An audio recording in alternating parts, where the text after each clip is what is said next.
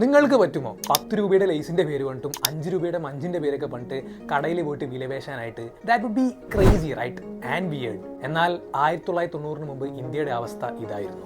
ഒരു ഉൽപ്പന്നങ്ങൾക്കും തന്നെ ഒരു ഫിക്സ്ഡ് പ്രൈസ് ഉണ്ടായിരുന്നില്ല എന്നുള്ളതാണ്. കടക്കാർ അവർക്ക് ഇഷ്ടമുള്ള വിലയിട്ട് സാധനങ്ങൾ വിൽക്കും. അതിലും ഉണ്ടായിരുന്നു വിവേചനം. നമ്മുടെ രൂപവും അതുപോലെ നമ്മൾ എവിടെ നിന്നാണ് വരുന്നതെന്നൊക്കെ നോക്കിയിട്ടാണ് പോലും അവർ സാധനങ്ങൾ കൂട്ടിയും കുറച്ചൊക്കെ മാർക്കറ്റിൽ വിൽക്കുന്നത്. തുടർന്ന് 1990 India MRP maximum retail price introduce ചെയ്തു. ഇതോടുകൂടി കൺസ്യൂമേഴ്സിനെ അവരുടെ സെല്ലേഴ്സിൽ നിന്നുമുള്ള ഒരു ചൂഷണത്തിൽ നിന്ന് സംരക്ഷിക്കാനും കഴിഞ്ഞു. ഓൺ ദി അതർ ഹാൻഡ് സെല്ലേഴ്സിനാണെങ്കിൽ ഒരു മാക്സിമം റേറ്റിൽ അവരുടെ പ്രൊഡക്റ്റുകൾ മാർക്കറ്റിൽ വിൽക്കാനും കഴിഞ്ഞു എന്നുള്ളതാണ്. മാത്രമല്ല ഇന്ന് MRP ചാർജ് ചെയ്യുന്ന അനേകം ചുരുക്കം ചില രാജ്യങ്ങളിൽ ഒന്നുകൂടിയാണ് നമ്മുടെ ഇന്ത്യ എന്ന് പറയുന്നത്.